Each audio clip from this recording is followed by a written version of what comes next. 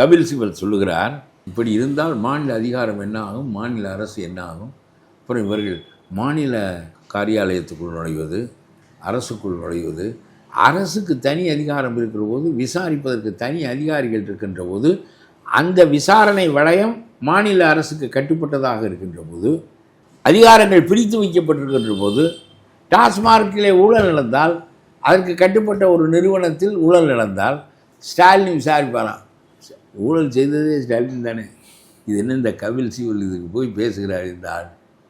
இதில் மாநில அதிகாரம் இல்லை. சீமான் சொல்லட்டும்.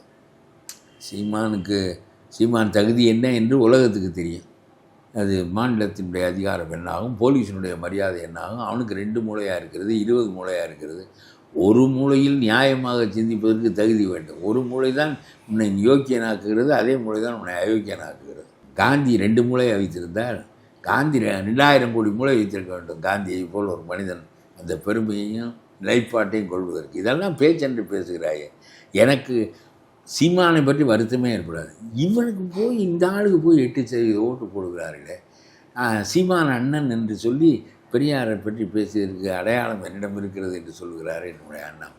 ரொம்ப இந்த கவர்னர், அண்ணாமலை, சீமான் 3 பேருடைய பேச்சையும் கேட்டால் நம்ம கிறுக்கு பிடித்துப்போம்.